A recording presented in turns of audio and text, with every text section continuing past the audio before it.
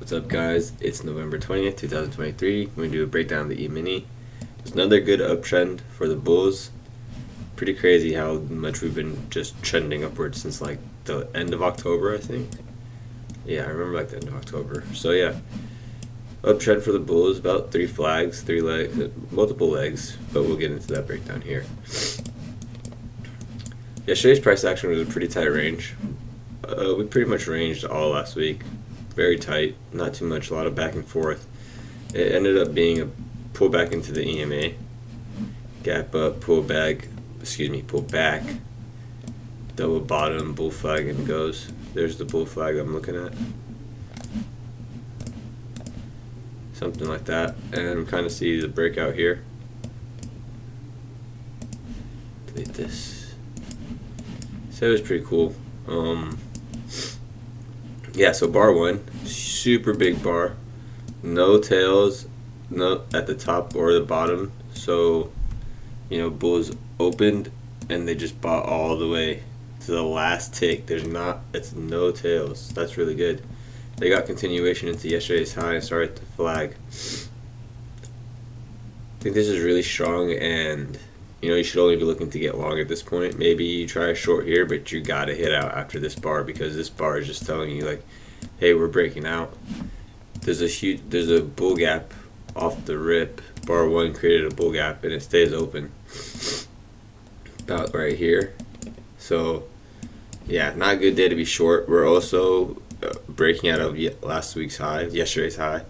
Excuse me. So, but breaking out of yesterday's high and no bears are not making money, I don't think it's good to get short. I did try a short around here thinking this was a wedge top, and then I got out pretty quick because there's no continuation. We've been trending and we had two gaps.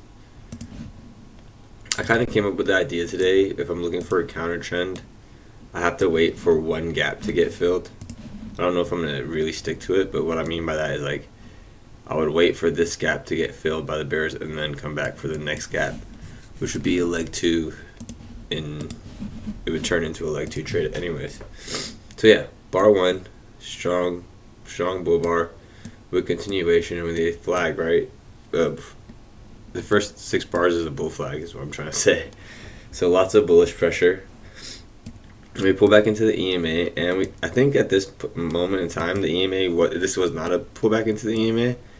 It was like a retest, and then the EMA pulled into this, but it's the end of the day. So yeah, first touch on the EMA and bulls go. We're trending for over 2 hours, so the first touch after this should be a good buy. Bulls get there. I'm gonna delete the gap. So first 6 bars is a bull flag. I counted this as leg 1, and then this bar got put in, and I counted this as a leg 1. So that was my leg 1. This is leg 2. You guys can see that leg 3 and leg 4. Leg 2, and then this is leg 3. I had a hard time up here holding. I did catch this. I had a late entry here. It wasn't the best trade. I traded this flag, but I really shouldn't have. This is the flag I was looking at. See right there. So we got a lot of flags today. Maybe you count this one, but if you don't, it's 1, 2, 3, 4. Or you count this one, and that makes 5. And this is a final flag, so that could be 6, but it fails, and bulls have to take profits sometime. So yeah, it was a lot of flag after flag after flag. So we'll talk about the flags and the triangles. So leg 1, and here's our triangle for leg 1. We push, and then I would count this. I was counting this as a high 1. High 1s usually have sellers above because this is a breakout, pull back, the first high after a pullback.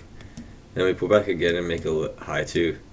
This high 2 comes at a better price, which is not a good trade for a high 2. You would want a high 2 to come at a worse price, because this is kind of saying we're still in the channel here, since the high 2 came at a better price. And by better price, I mean we have more knowledge of the chart and we're getting a better entry, because the first entry would be a fill around here.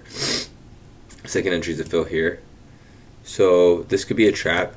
in this case, it wasn't because the context was okay. If you trade in the way of the context, you get saved a lot. What I'm starting to realize. Which, yeah, just trade how you're supposed to. Don't look for reversals if the market's trending. This is a double bottom, and let's say this is not the high one, and this is the breakout pullback. If this is the high one, they would have another pullback, and then we could say this is the high two. Maybe one of these two candles could be the high two, and that would give better context to buying a, because this is a broad bear channel. So this is a broad bear channel right here. Not a broad bear channel, but I mean yeah, I don't know why I said broad. This is a bear channel, a weak bear channel, and a bull trend, and we break out. So there's better context to buy this one. However, I bought this one because it was after the first touch on a breakout. So without counting, I still think this was a good buy. But to be in profits pretty quickly, this would be the breakout bar. And then you go hold. This was a red wedge top. It looked pretty. After being in a range for the last couple of days, I thought we would eventually fail quicker.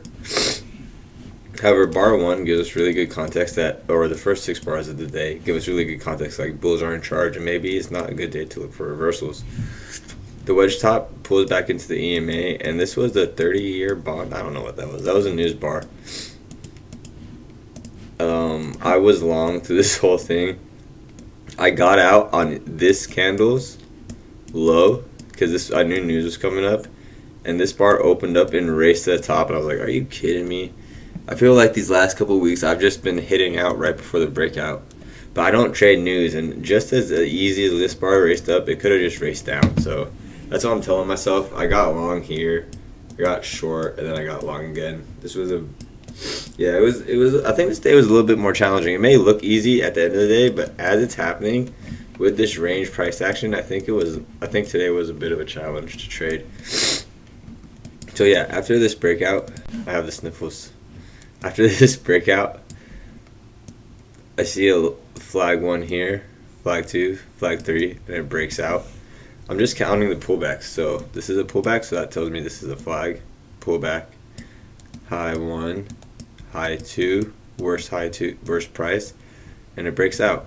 The market makes a new top, and it breaks out. And this breakout here was pretty climactic in the terms of it has the nicer looking bars. Yes, this was a pretty nice bar, and I thought this was an exhaustion bar because it came at the end of the trend after a couple flags. But after we break out of this double top, you have to say, like, hey, we're just trending higher. It's just one of those days where the market's going higher. And then these bars became steady buying. This was a wick, and it still broke out right here. And I remember this bar being the fastest. So now we have to really think it's late in the day, and we're getting good-looking bars late in the trend. Maybe it's time that we should take profits. And even if you don't take profits, the markets did take profits. So it'd be a good idea to think about, hey, we're getting dojis in a buy the close rally. Remember when we get dojis in a buy the close, sell the close rally, it could have a couple more bars, but we come into an end. After so many flags, the final flag is usually a trap. And yeah, this was a trap. I was long here, and I got out quick because I was just ready for that one. So yeah, it was a really good day for the bulls. Another uptrend. I was looking at the daily chart. It's pretty crazy to think, like, I've been trying to not have, I'm going to delete this range. I've been trying not to have a biasness, but I keep thinking we're going to pull back. I'm still trading the long side, but my mind is saying, like, yo, we have to pull back. I mean, I said we were going to pull back here, and look at this breakout. So I'm just trading what I see from now on. I'm not going to. Right now I see this pull flag, and we broke out here, and we're getting continuation. Here's flag 1, flag 2, and a breakout. Maybe we get the third flag fails, or we'll see if this bar gets continuation. 1 to 1.